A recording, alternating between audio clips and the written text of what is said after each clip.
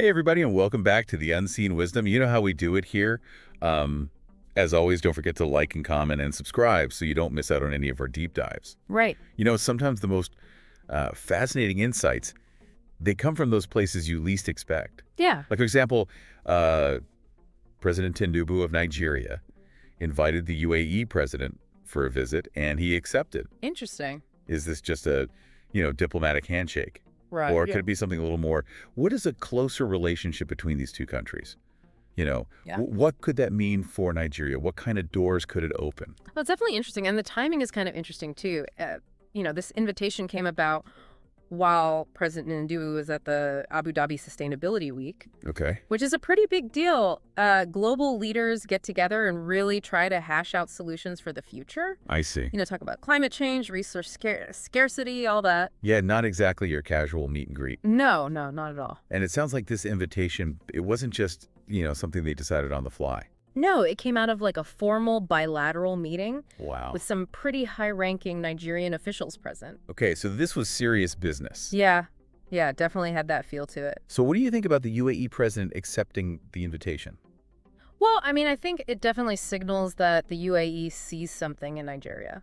They see value in that relationship. Okay. And, when you look at the UAE and its own economic journey over the past few decades, it's pretty remarkable how much they've grown and developed. Yeah.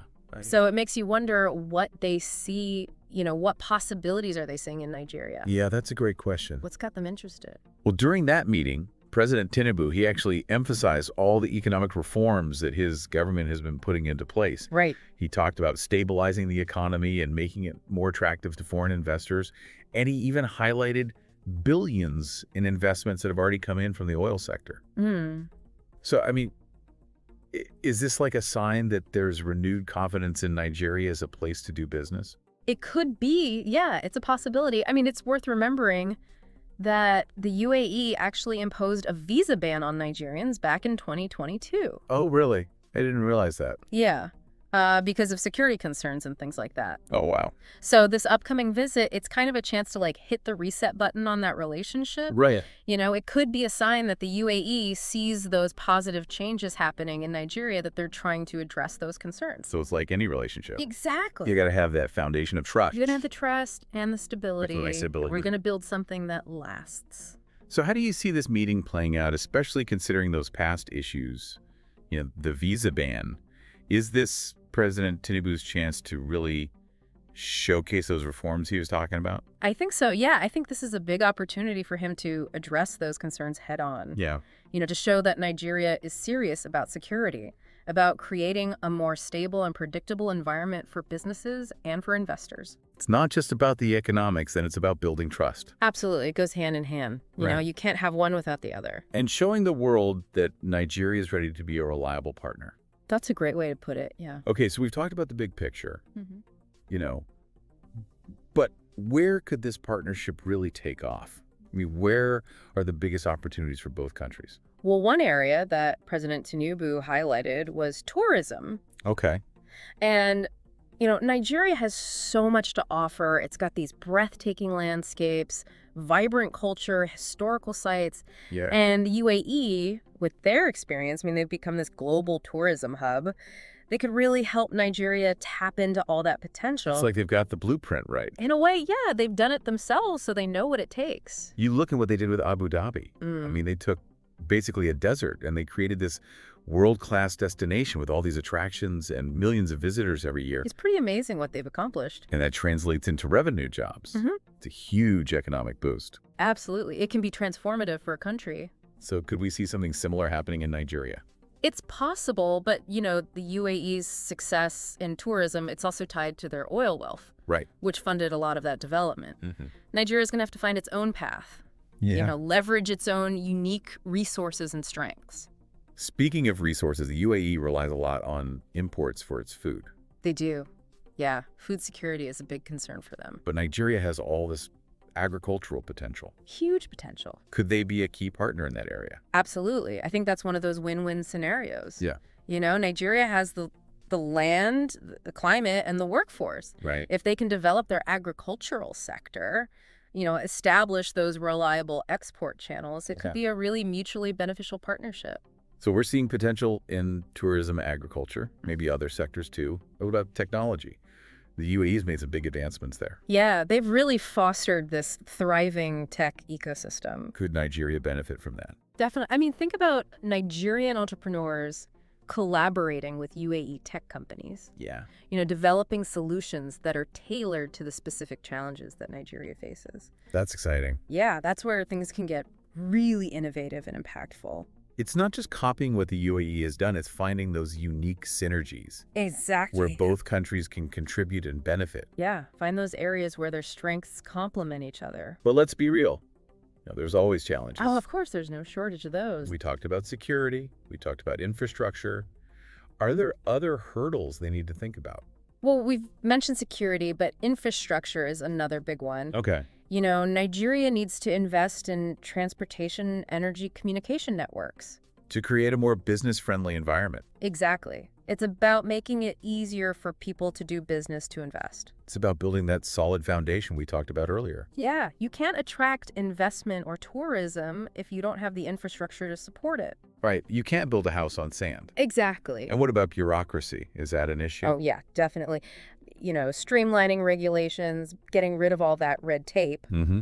That's crucial if you want to signal to the world that Nigeria is open for business. It's sending that message. Yeah. That Nigeria is not just a land of opportunity. Right. But it's a place where those opportunities are actually accessible. That's key. And where the rules of the game are clear and fair. Yeah, you have to have predictability and transparency for businesses to feel confident investing. And that brings up something interesting with the Nigerian diaspora. Right. All those talented Nigerians who have left the country. Looking for opportunities elsewhere. Could this be a chance to bring some of that talent back? It's an interesting thought. If Nigeria can show that it's truly committed to stability, to security, to a more business-friendly environment, could we see a reverse brain drain?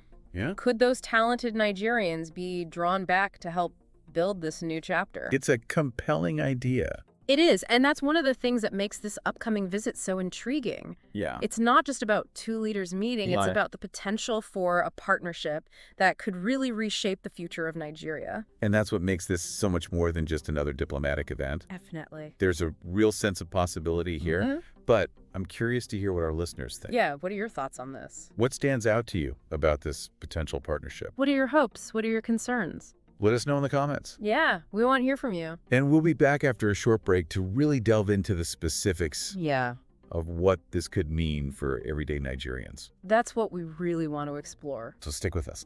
We'll be right back after this.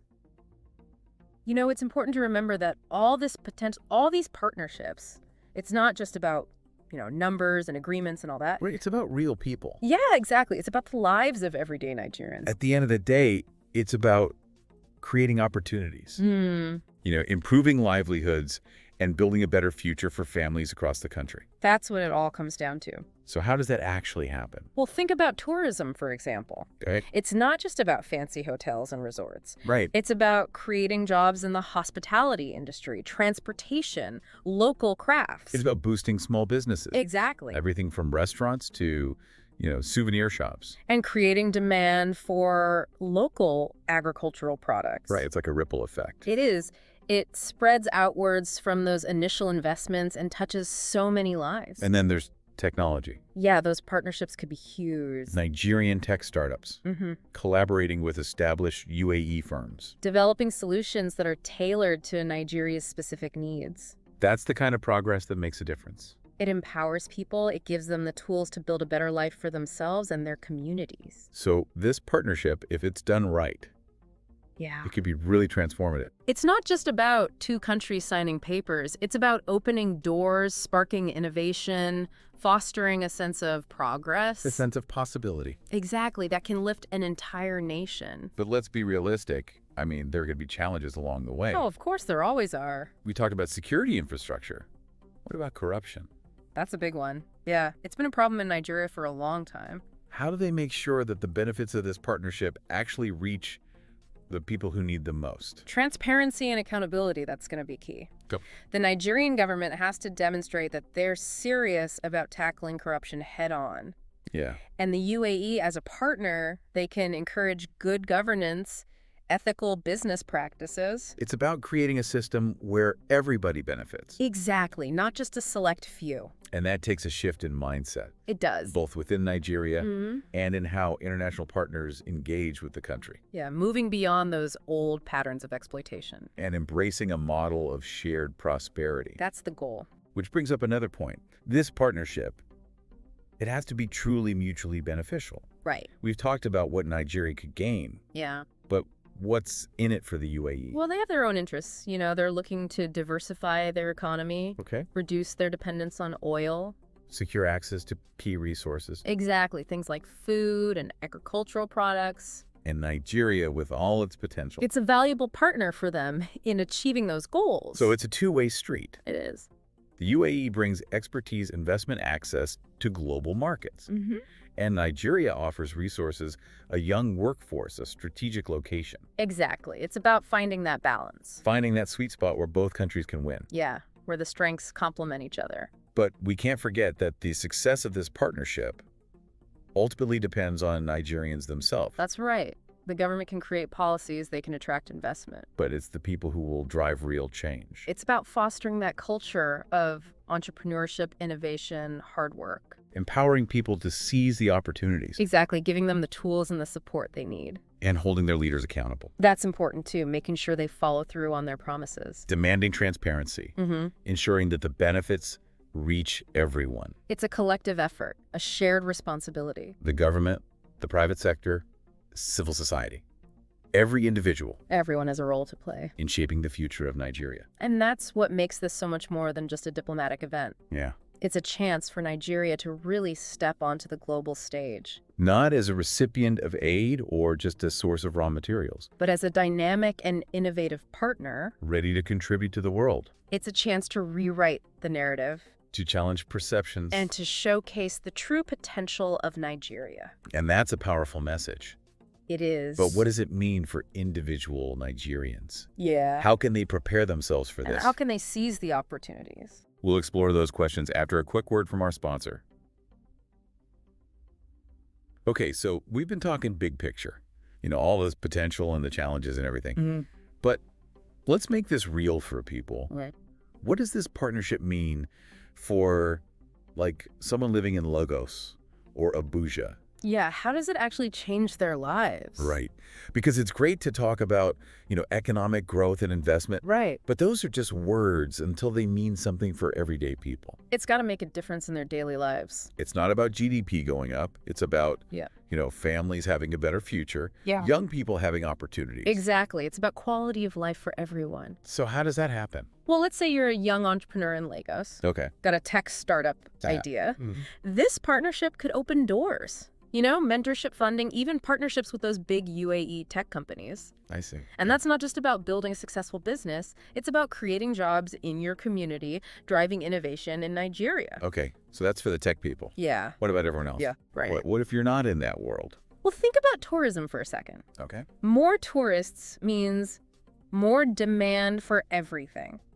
Hotels, restaurants, transportation, Right. local goods, agricultural products. Oh, jobs? Yeah, more jobs, higher incomes. A boost for those small businesses. Exactly, the ones that are the backbone of the economy. So it's not just about attracting those big international companies. No, it's about the whole ecosystem. Right. It's got to lift everyone up. The farmer selling produce to the restaurant, the artisan making souvenirs for tourists, it all connects. But you know, there's got to be some skepticism out there. Yeah, I'm sure there is. Nigerians have heard these promises before. Right.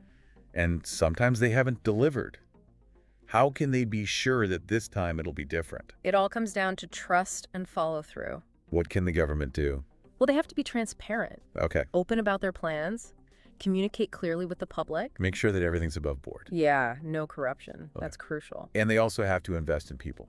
Absolutely. Education, skills development, making sure that Nigerians are ready for these opportunities. It's about giving people the tools they need to succeed. Exactly. Empowering them, not just handing them things. Creating a level playing field where everyone has a chance. This is the goal. And holding those leaders accountable. That's crucial. Making sure they actually do what they say they're going to do. It's a two-way street, you know, The government has to step up. and the people have to hold them to their promises. But ultimately, the success of this partnership, it really comes down to Nigerians themselves. It does. The government can create the right conditions, But it's up to the people to make it happen, To seize those opportunities, to work hard, to innovate. to build that better future for their country. And that's a pretty powerful message. It is the future of Nigeria. It's not set in stone. It's being written right now. And every Nigerian has a role to play.